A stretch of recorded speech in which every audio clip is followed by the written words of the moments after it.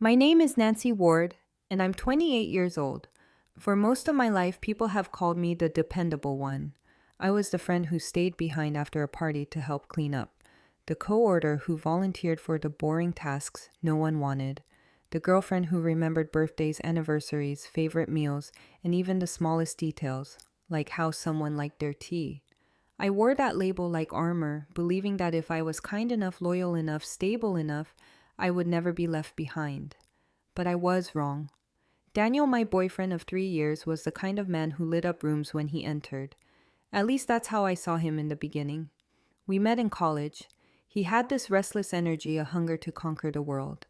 I, on the other hand, was the quiet balance, grounded, practical, willing to do the little things that kept our lives together. When we graduated, it felt natural to move in together. I thought we were building a future. In those early days, I sacrificed more than I admitted. I turned down a promotion at work that would have required relocating because Daniel had just landed his dream position here. I told myself it was love, that this was what couples did, compromise and support one another. And for a while, I believed it. I came home from long shifts and cooked his favorite meals from scratch. I managed the bills, the rent, the grocery lists. I kept the car running and remembered to send flowers to his mother on her birthday. Daniel used to call me his anchor. I thought it was a compliment, but slowly, almost imperceptibly, the word anchor turned from praise into a chain. It started with little remarks, barely sharp enough to sting on their own. One night I held the door open for a woman juggling grocery bags. Daniel laughed. Not the warm laugh I loved, but something edged. "Why are you always so helpful?" He asked the question heavy with mockery. I brushed it off. "Because that's who I am." His eyes lingered on me in a way that felt less like admiration and more like assessment. Later, when I accepted a secure job with excellent benefits instead of gambling on a risky startup, he shook his head. "You're too safe, Nancy. Too predictable. Don't you ever want more than comfort?" "Comfort? Comfort?" He said it like it was poison. I tried to explain. "I don't think stability is the enemy of ambition. I just don't want us to risk everything." He rolled his eyes. "There's a difference between being careful and being boring." "You're boring, Nancy." That word burrowed into me. Boring! It echoed when I brushed my teeth at night. When I looked at myself in the mirror, I began to wonder if he was right. The changes came faster after that. Daniel started going out late, not with our old circle of friends, but with a glittering new crowd from his job. People who wore expensive watches and tossed around words like portfolio and networking. He'd come home smelling of perfume and cologne I didn't recognize. At first, I told myself he was just networking. He needed this for his career. But one night he came back later than usual, eyes glassy, voice detached. He looked at me as if I was a stranger sitting on his couch. I tried to make breakfast the next morning, his favorite blueberry pancakes. He pushed the plate away without a word. Then he sat down, his phone buzzing beside him, and said, "We need to talk." The air thickened. My stomach dropped. I had heard those words before from friends who were dumped, but hearing them in my own kitchen from the man I loved was like being shoved under ice water. "I can't do this anymore." Daniel said, his tone flat, almost rehearsed. His fingers drummed against the table. "I'm not happy. I need something more. Someone with an edge." I forced my voice to remain steady.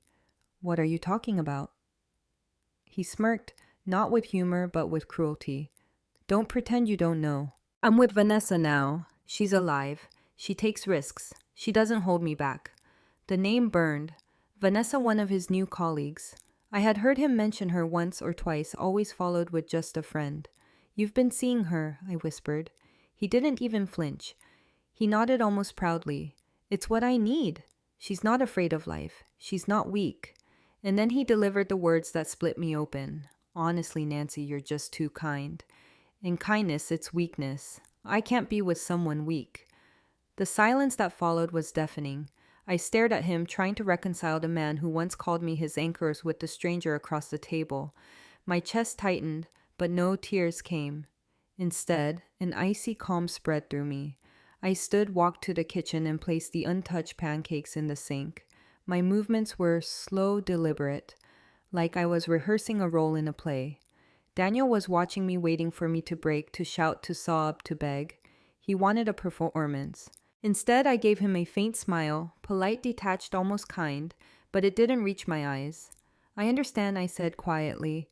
I wish you well, Daniel. His smugness faltered just slightly. He had expected drama, not indifference. I turned, walked into the bedroom, and pulled out a duffel bag. My hands moved automatically, folding clothes, sliding my passport into a side pocket, unplugging my laptop charger. Daniel followed me, and his voice rising now that his script had been ruined. What are you doing? We need to talk about this. We just did, I replied without looking at him. You're just going to leave. He grabbed my arm, eyes wide with disbelief. I looked down at his hand on my skin, then back at him. My voice was steady, almost a whisper. You called me a stepping stone, then consider me gone. Let go. He dropped my arm like it burned him. I zipped the duffel shut, walked out of the apartment with the keys still in my pocket, and didn't look back. The door clicked behind me. Outside, the air was sharp and cold against my face, and for the first time in years I felt something close to freedom. Not joy, not yet, just silence. And in that silence I realized my kindness might have been mistaken for weakness, but it would also be the thing that saved me. I got in my car, started the engine, and drove. I didn't know where I was going. All I knew was that I was done being Daniel's anchor. From this moment on, I would learn how to be my own. The highway stretched before me like an endless ribbon, the headlights of other cars streaking past in blurs of white and red.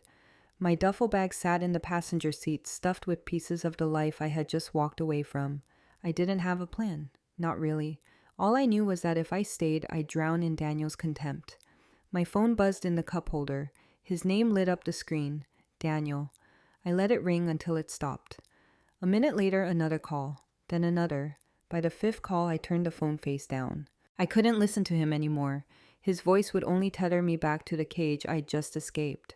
Hours later, I pulled into a small roadside motel. The neon sign flickered, humming against the night. Inside the room, the silence pressed against me. No Daniel pacing the kitchen. No laughter from his friends echoing down the hall. No mocking tone telling me I was boring. Just silence. I sat on the bed still in my coat, staring at the pattern on the carpet. It hit me then. I had nowhere to go. No family nearby. No friends who hadn't already taken Daniel's side. My chest tightened as the reality pressed in. I wasn't just alone. I was invisible.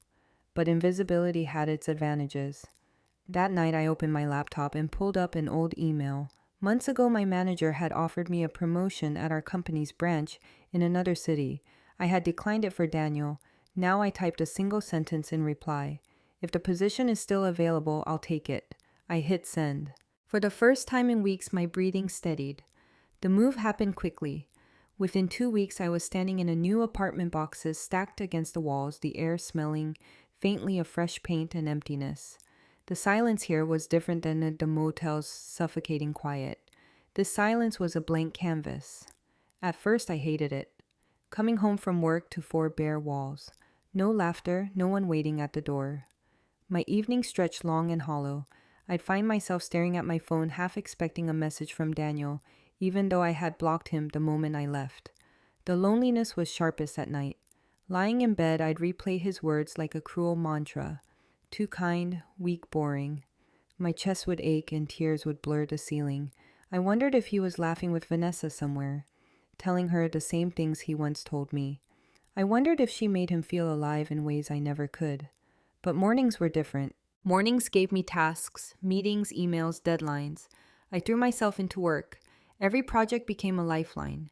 Every finished report a small reminder that I could function, that I could still build something, even if it wasn't the life I had once imagined. To fill the emptiness, I started running after work. At first, I barely made it 2 blocks before my lungs burned. But I kept going, pushing myself further each day. The rhythm of my feet on pavement drowned out the voices in my head. With every mile, I felt myself shedding the weight of Daniel's disdain. Cooking helped Otsara too. I used to cook for Daniel his favorites, his comfort foods. Now I cook for myself. Strange recipes I'd never tried before. Curry with too much ginger. Pasta that came out half-burned. Soups that simmered for hours.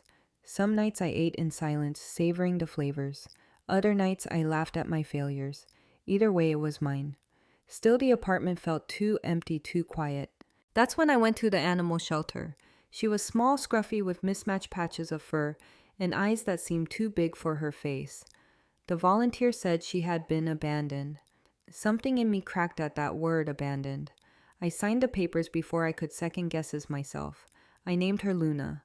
The first night she curled up at the foot of my bed, her small body warm against my feet. I cried quietly into my pillow, not from sadness this time, but from the strange comfort of not being alone. But as I rebuilt, the shadows of Daniel lingered. Word traveled even across cities. A mutual friend, Melissa, reached out one afternoon. Her message was laced with judgment. People are saying you just walked out on him, that you didn't even try. Daniel was heartbroken, Nancy. You owe him an explanation. I stared at the screen, anger flaring. Heartbroken. Daniel had replaced me before he even ended things. But instead of defending myself, I deleted the message. I wouldn't waste energy explaining my pain to people who never cared to see it. The gossip spread anyway. In their version of the story, Daniel was the victim. I was the ice queen who had abandoned him. I imagined them sitting in bars shaking their heads about how cruel I had been. Let them talk. Their words couldn't touch me here. At night, when the loneliness clawed at me, I'd sit by the window with Luna on my lap staring at the city lights. I whispered the same promise to myself. Kindness is not weakness. Not anymore. Not when I choose where to give it. Each repetition felt like stitching a wound closed. One evening after a long run, I returned home to find a voicemail waiting. The voice was familiar. Daniel's best friend, Chris. Nancy, look. I don't know what you've heard, but Daniel's not doing so great. Vanessa's well, let's just say it's not working out. He's been saying your name a lot. I think he regrets what he did. Maybe you should talk to him. I deleted it. My finger hovered for a moment, trembling, but I pressed down hard. Delete. I curled up on the couch. Luna tucked against my chest and whispered into the darkness. No more. I don't go back. Outside, the city pulsed with life, neon signs, flickering cars humming down the street. I was still lonely, yes, still wounded, but for the first time the silence in my apartment didn't feel suffocating. It felt like space. Space I could fill with something new, something mine. And deep down I knew Daniel's glittering world was starting to crack. 3 months passed before I heard his name again. By then, the routines I had built, morning runs, long work days, quiet evenings with Luna curled against my side, had begun to stitch some semblance of normalcy into my life. The ache in my chest still existed, but it no longer hollowed me out. It was just there like a scar. I didn't need to touch anymore. Then came the first message. It was from Melissa, the same friend who once told me I owed Daniel an explanation. The subject line read, "Hey stranger, I shouldn't have opened it, but curiosity has a way of slipping past defenses. Nancy, I know things ended badly between you and Daniel, but I saw them at a bar last week. Him and Vanessa. It wasn't pretty. He was yelling at her, calling her names. Honestly, it was humiliating. He stormed out and left her crying in front of everyone. I just thought you should know." Maybe it wasn't you after all. I read the email 3 times, my emotions tangled. A part of me wanted to smile at the irony. Another part, the old Nancy, wanted to feel sorry for him, but mostly I felt nothing. I closed my laptop without replying. The whispers grew louder after that. Messages trickled in from mutual acquaintances, each one dripping with urgency. Jessica. Hey Nancy. I don't know if you've heard, but Daniel's been struggling. Vanessa maxed out his credit cards and then left him. He's a wreck. He keeps saying he made a mistake with you. Maybe you could just talk to him. Lisa, his cousin, you always claimed to be this kind, caring person. Well, now's your chance to prove it. Daniel's at rock bottom. If you actually cared about him, you wouldn't leave him like this. The words cut deeper than I wanted to admit. Kind, caring, weak. They had all blurred together for so long. I stared at Lisa's message until my vision blurred. My finger hovered over the reply button, my chest tight with guilt. Old instincts stirred the urge to fix, to help, to rush back into the burning building, even if it meant being consumed by the flames. Then Luna jumped onto my lap, startling me. She pressed her small head against my hand, purring softly, grounding me. I inhaled sharply. Then I hit block. The old Nancy would have run back, but the woman sitting here in this quiet apartment knew better. Still, the whispers found other ways in. One evening after work, I passed by a cafe near the office and overheard 2 colleagues gossiping. Did you hear about Daniel Pierce? That guy's life is a mess right now. Vanessa drained him dry, and now he's drowning in debt. I swear some people just attract chaos. My name wasn't mentioned, but my pulse quickened. I gripped my coffee cup tighter until my knuckles whitened. Hearing his downfall spoken aloud like idle gossip left me uneasy. That night I lay in bed staring at the ceiling. Daniel's voice haunted me. Kindness is weakness. What if he was right? What if my silence now made me just as cruel as he had been to me? I turned on my side, watching Luna twitch in her sleep. No, this wasn't cruelty. This was survival. My kindness was still mine. I was just choosing not to waste it on someone who had spit it back in my face. The next test came a week later. My phone buzzed with a number I didn't recognize. I let it go to voicemail. When I listened, my blood ran cold. Nancy, it's me. Please don't hang up if you hear this. I need to talk to you. Everything's gone wrong. Vanessa, she left. She took everything. I don't even know who I am anymore. I miss you. I miss us. You are the best thing that ever happened to me. I see that now. Please, please, call me back. His voice was cracked, desperate, a shadow of the confident man who once told me I was boring. My hand shook as I held the phone. For a moment, I almost gave in, almost called him back, almost slipped into the old cycle where his chaos dictated my every breath. Instead, I pressed delete. The silence that followed was deafening but also liberating. At work the next day, I couldn't focus. My manager asked a question during a meeting, and I realized I hadn't heard a word she said. My thoughts were trapped in that voicemail, in the weight of Daniel's voice begging me. That evening I went for a run, pounding the pavement until my lungs burned and sweat stung my eyes. Every step was a battle between who I used to be and who I was becoming. When I finally collapsed onto the curb, gasping, a strange calm washed over me. I whispered into the night, "You don't get to use my kindness against me anymore." But the world didn't stop testing me. A few days later, I got another message, this time from an unknown number. The text was short-cutting. "You've changed. You used to be compassionate. Now you're cold. Do you even care that he's suffering?" I stared at the screen, my jaw tight. Whoever sent it may be a mutual friend, maybe even Daniel himself knew exactly where to strike. But instead of replying, I turned the phone off. I stood in front of the mirror, studying my reflection. I didn't see cold. I saw a woman learning to protect herself. And in that moment, I realized something. Daniel's downfall wasn't my story anymore. His chaos wasn't my responsibility. Still, the whispers would keep coming. I knew that people would always try to pull me back into his orbit to guilt me with the very kindness they once mocked. But I wasn't the same woman who walked out of that apartment with trembling hands. Now, when I looked into the mirror, I whispered a new truth to myself. My kindness is not a weapon you can use against me. It's a gift, and I decide who deserves it. It happened on a Tuesday evening. I had just returned from work, my legs aching from the heels I'd worn all day, when my phone lit up with a call from an unfamiliar number. I hesitated, thumb hovering over the screen. Normally, I'd let unknown calls go to voicemail, but something curiosity, maybe instinct, made me swipe. "Hello, Nancy." Thank God. My chest heightened instantly at the voice. It wasn't Daniel. It was his mother, Carol. I froze the air, leaving my lungs. Of all the people I expected to hear from, she was at the very bottom of the list.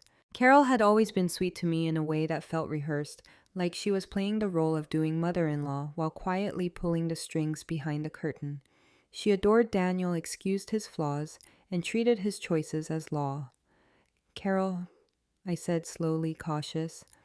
"Oh, honey, I'm so glad you answered. Listen, I know things have been difficult between you and Daniel, but I need you to hear me out." Her tone was syrupy, too sweet, the kind of sweetness that coats something bitter. I gripped the counter, steadying myself. "I don't think we have much to talk about." "Please, Nancy," she rushed on. "Daniel is in a really bad place. Vanessa left him, took his money, his pride, everything. He's been so depressed. He says your name constantly. He knows he made a mistake. He knows you were always so good to him." The words washed over me like acid. Good to him, as if that had ever mattered to Daniel. "I'm sorry he's struggling," I said quietly, trying to keep my voice even. "But that's not my responsibility anymore." "Nancy, wait." Carol's tone, sharpened in desperation, bleeding through the fake warmth. "He loves you. He sees it now. Don't throw away what you two had. He needs you back." Something inside me snapped.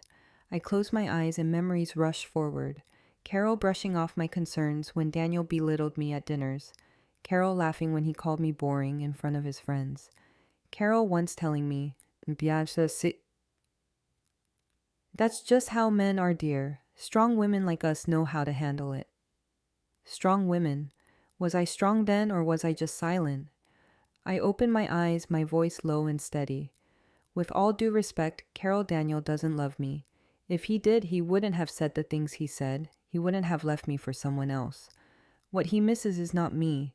It's the comfort I provided, and I won't give that to him again. The silence on the line stretched thin brittle. Then came the guilt. You always said you were kind, Nancy. You always prided yourself on being there for people. And now when he's at his lowest, you're just going to turn your back. That doesn't sound kind to me. Her words landed like daggers. For a heartbeat, I faltered. Am I cruel? Am I heartless? Then Luna meowed softly from her perch on the windowsill, and I looked at her small, fragile, yet resilient. She had been abandoned too, and I had taken her in, not because of obligation, but because I chose to. Choice, that was the difference. I am kind, I said, my voice firm now, but kindness doesn't mean being used. It doesn't mean sacrificing myself for someone who never valued me. My kindness is mine, Carol. I choose where it goes, and it will not go back to Daniel. Her voice cracked, anger replacing desperation. You'll regret this, Nancy. One day you'll regret turning your back on him.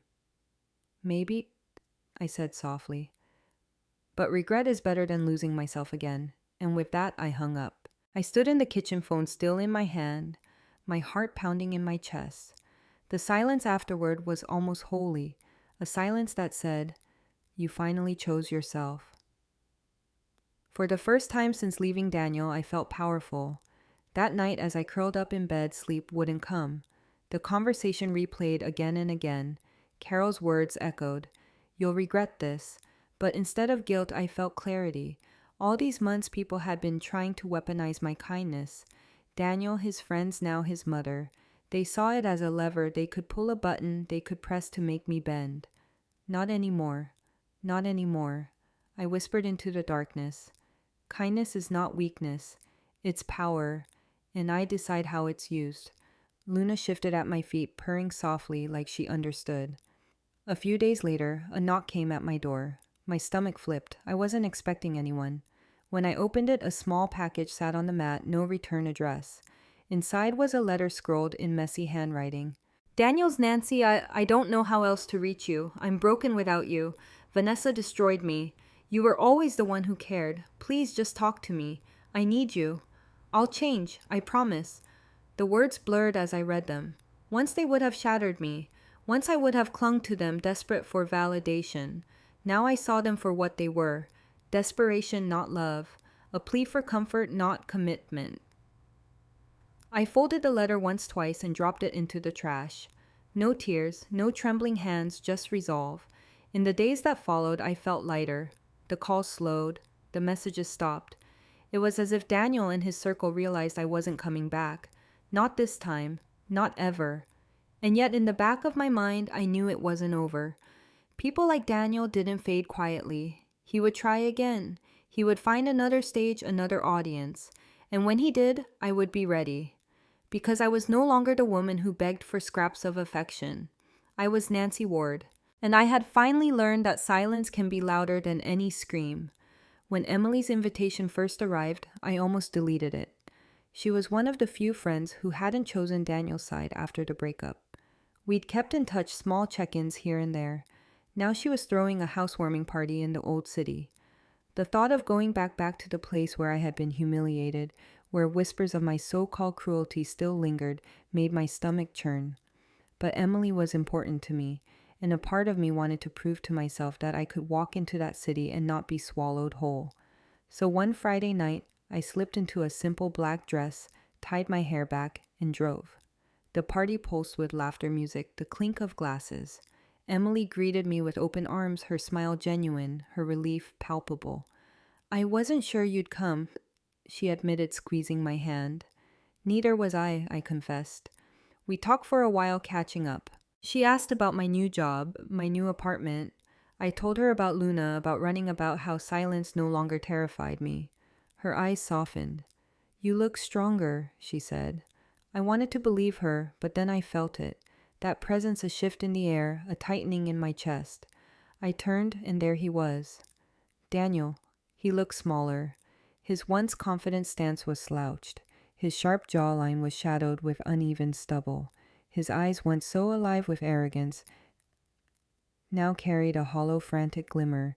He was holding a drink with a grip so tight his knuckles whitened. For a moment we just stared at each other. 3 years of history in a single breath. Nancy, he whispered, as if saying my name might summon the woman he used to know. I kept my voice neutral. Daniel. He took a step closer, his shoulders hunched, his voice trembling. I can't believe you're here. I've been trying to reach you. Letters, calls. I got the Sam, I interrupted, my tone flat. His eyes darted, searching mine for softness. He found none. I'm sorry, he blurted out. The words tumbled out in a rush, clumsy and desperate. I was so stupid, Nancy. Vanessa, she wasn't who I thought she was. She used me. She called me worthless, pathetic. She took everything. And now his voice cracked. Now I see it. You were everything. You were the only one who truly cared. Please, Nancy, I need you. The old me, the one who folded herself small to make space for his storms, would have broken at those words. She would have reached for him, tried to patch his wounds, even if it meant bleeding herself dry. But I wasn't her anymore. I lifted my glass, taking a slow sip, scanning the room instead of his face. I saw Emily across the room, watching us, carefully concern etched in her eyes. I saw a couple of Daniel's old friends, whispering, their gazes flicking between us, the audience he always needed. Finally, I set the glass down. You're right, Daniel. Vanessa was cruel. But you told me once that cruelty was what you wanted, that my kindness was weakness. Remember, he flinched, his mouth opening and closing like a man gasping for air. You wanted someone who would challenge you, someone exciting, someone who wouldn't hold you back. Well, you got her, and now you're here asking for the comfort you threw away. Nancy, please. I cut him off, my voice low, steady. You said I was a stepping stone. Do you know what stepping stones are for crossing rivers? Once you're across, you don't go back and pick them up. His face crumpled. I was wrong. I didn't mean it. You have to believe me. I don't have to do anything I said.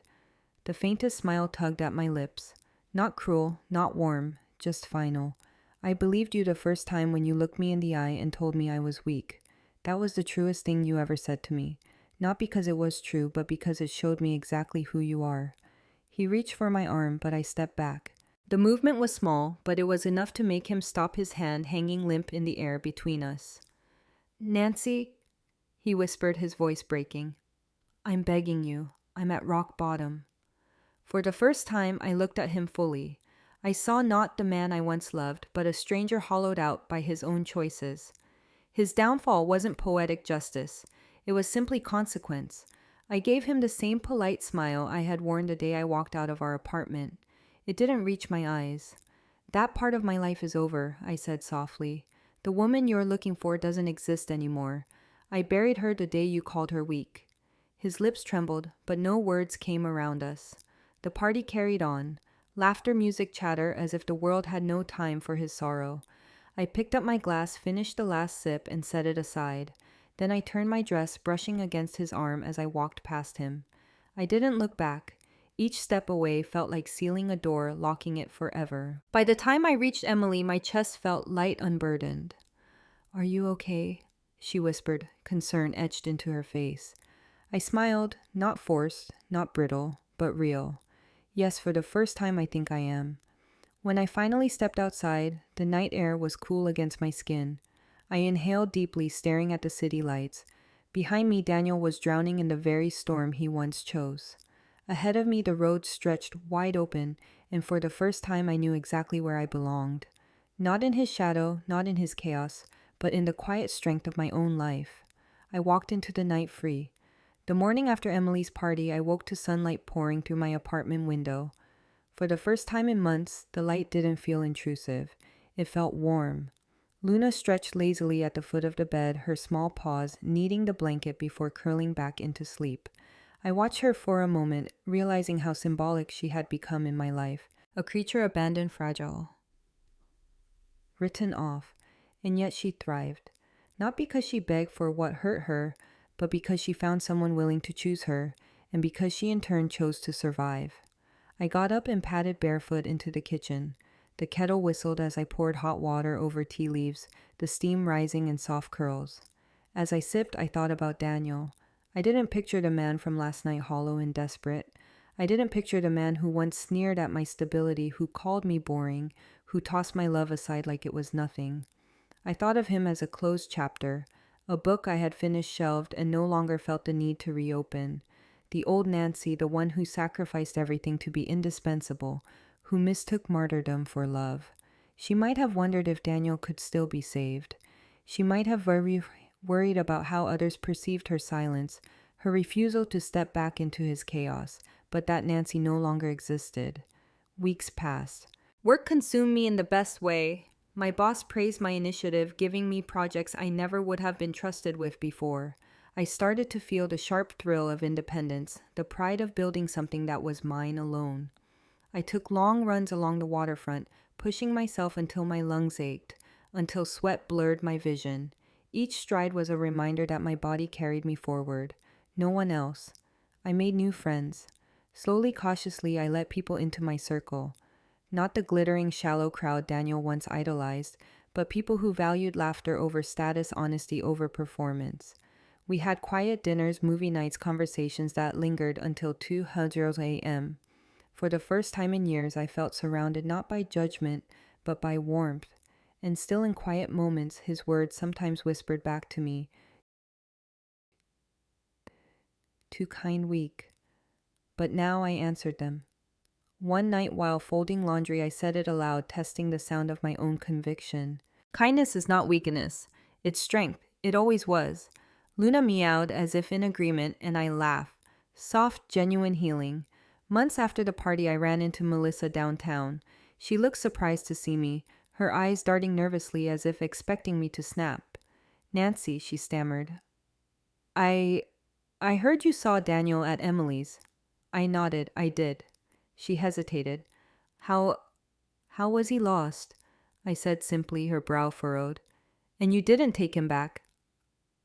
I almost laughed, but the sound caught in my throat. "Melissa, he left me because he thought kindness was weakness. Why would I go back to that?" She didn't reply. Maybe she didn't understand. Maybe she never would. But it didn't matter. I wasn't explaining myself anymore. I walked away, my steps steady. For once, I didn't feel the need to look back. One evening months later, I sat by my window with a glass of wine. The city stretched before me, glowing in the twilight. Luna curled against my side, her soft breathing a steady rhythm. I thought of Daniel, wherever he was, maybe still chasing validation, maybe still drowning in the consequences of his choices. A pang of something flickered in my chest. Not love, not longing, not even pity, just acknowledgement. He had been a part of my story, but he no longer defined it. And then I thought of myself, of the girl who once cooked meals in silence while her partner slipped away, who once turned down promotions to stay in his orbit, who once believed that love meant erasing herself. She was gone. In her place was someone new, stronger, softer, in ways that mattered, harder in ways that protected. Someone who knew that silence could be a boundary, that walking away could be the bravest act of love, love for herself. Sometimes I still hear his voice in my dreams, the mocking laugh, the cruel words, boring, weak, too kind. But in those dreams, I always respond with the same quiet truth. Kindness is power. You just weren't strong enough to see it. And every morning after I wake up lighter. The world didn't change because I walked away from Daniel. The city still buzzes. People still gossip. Hearts still break. But my world changed. My life changed because I finally understood something simple, something I should have known all along. Kindness is not about letting yourself be used. It's about choosing deliberately who receives it. And sometimes the bravest kindness of all is refusing to give it to those who never deserved it in the first place. I set down my empty glass, turned off the lamp, and whispered into the dark apartment where silence no longer frightened me. "I wish you well, Daniel, but my kindness isn't yours anymore. And with that, I close the chapter for